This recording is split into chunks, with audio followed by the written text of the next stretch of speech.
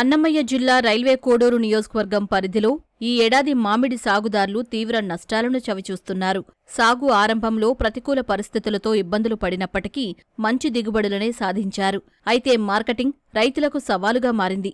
మార్కెట్లో సరైన ధర లేక పంటను గుజ్జు పరిశ్రమలు కొనుగోలు చేయక నానా అవస్థలు పడుతున్నామంటూ రైతులు ఆందోళన చెందుతున్నారు. ఏ మామిడికి ధర లేదు సరిగా. నీలం అంటే పోయిన సంవత్సరం 45-50 రూపాయలు పోతా ఉన్నింది. అటువంటిది ఈ సంవత్సరం 14-15 నుంచే సిండికేట్ అయిపోయారు. మంగు ఉంది, అది ఉంది, ఇది ఉంది అని చెప్పేసి రేట్లు విపరీతంగా దారుణంగా తగ్గిస్తున్నారు. ఈ సంవత్సరం రైతుకి ఏ పంటలో ఆదాయం లేదు.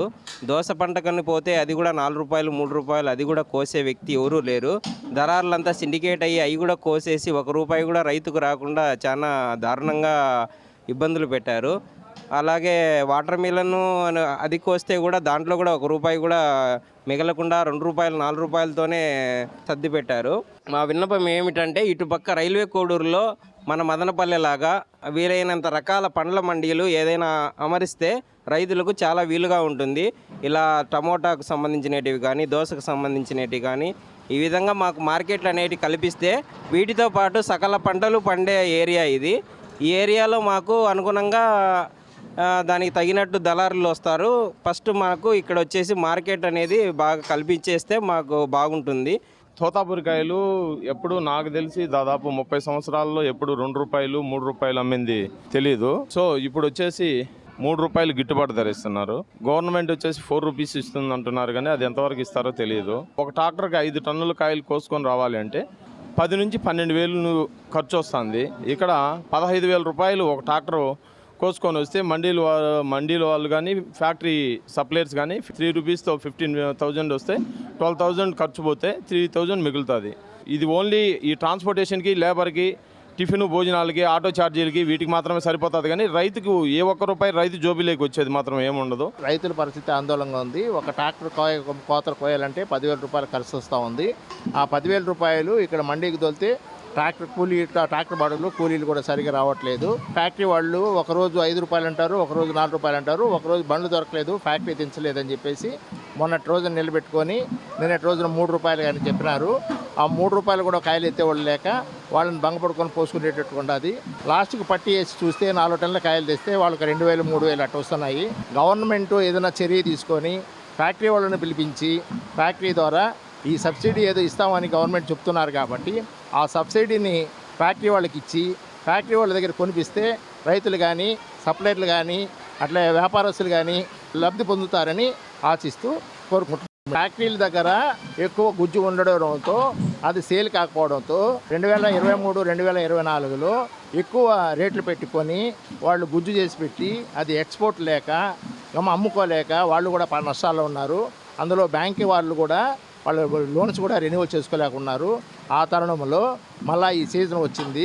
ఇప్పుడు ఈ కాయలు అమ్ముకోలేక వాళ్ళు అన్ని ఫ్యాక్టరీలు తీయలేదు, ఓపెన్ చేయలేదు. కాబట్టి కొద్దో గొప్ప 1-2 ఫ్యాక్టరీలు ఓపెన్ చేస్తున్నారు.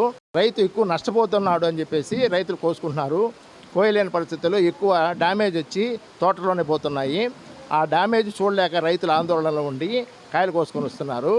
అటు తోటల్లో పోతున్నాయి, ఇట ఫ్యాక్టరీ వాళ్ళు కాయలు ఎత్తక రైతుల పరిస్థితి చాలా ఆందోళనకరంగా ఉంది. రైల్వే కోడూరు నియోజకవర్గం ఉద్యాన పంటలకు ప్రసిద్ధి.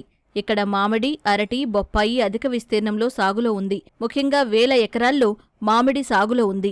రైల్వే కోడూరు, పుల్లంపేట, పెనగలూరు, చిట్వేలి, ఓబులవారిపల్లి మండలాల్లోని రైతులు ఎక్కువగా మామిడిని సాగు చేస్తూ ఉంటారు. ముఖ్యంగా తమ సమీపాన గుజ్జు పరిశ్రమలు ఉండటంతో రైతులంతా తోతాపురి రకాలను అధికంగా సాగు చేస్తూ ఉంటారు. అయితే ప్రస్తుతం గుజ్జు పరిశ్రమలు రైతుల నుంచి పంటను సేకరించకపోవడం, దీనికి తోడు మార్కెట్ యార్డ్లోనూ తోతాపురి కిలోకు 3 రూపాయలు, నీలాలకు నాణ్యతను బట్టి 15 రూపాయలు మించి పలకడం లేదంటూ రైతులు వాపోతున్నారు.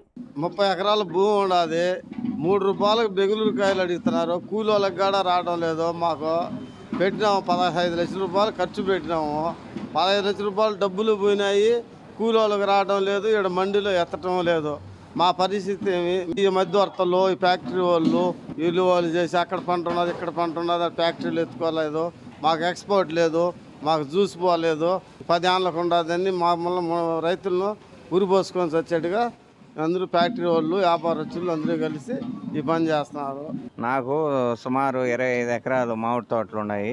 సంవత్సరం నాకు వచ్చి 10 లక్షల వరకు ఖర్చు అవుతుంది. ఇక ఖర్చుకు తగ్గ కాయలు ఈసారి సుమారుగా 10 లారీలు మామిడికాయలు కాసినాయి. తోతాపురి నీలం తక్కువగా కాసినాయి. తోతాపురి మార్కెట్ పోయిన లాస్ట్ సంవత్సరం 25 రూపాయలతో మార్కెట్లో అందరూ కొన్నారు. పోయినసారి ఏం మామిడికాయలు తక్కువ కాసాయి. ఈసారి ఏదో కాసినాయిలే డబ్బులు వస్తుంది అనుకున్నాం, ఖర్చులకు అది ఇది. ఇప్పుడు మార్కెట్ సుమారు 3 రూపాయలతో ఫ్యాక్టరీ వాళ్ళు కొంటున్నారు. కూలీలకు దానికి ₹1.50 ఖర్చు వస్తున్నది. ₹1.50 ఒక ట్రాక్టర్ కాయలు తెస్తే స్టార్టింగ్ పోను ఖర్చులు అన్నీ పోను కూడా డబ్బులు వచ్చేటట్లేదు. రైతులు మేము చాలా ఇబ్బంది పడుతున్నాము. గవర్నమెంట్ వారు ఈ మధ్యలో కిలోకి ₹4 కట్టిస్తామన్నారు. కిలోకి ₹4 కట్టించిన దానివల్ల ఏదైనా 2-3 లక్షలు కవర్ అయితే అట్టన్నా మాకు లబ్ధి చేకూరుతుంది. తోతాపురి ఇప్పుడు ₹3తో తీసుకుంటున్నారు. నీలంకాయలు ₹15 నుంచి, అది క్వాలిటీ ఉంటే బాగా 15, ₹16, ₹20 వరకు టచ్ అవుతున్నది. అదిగా మంగు మచ్చ వచ్చేస్తున్నది వానలు అయిపడి.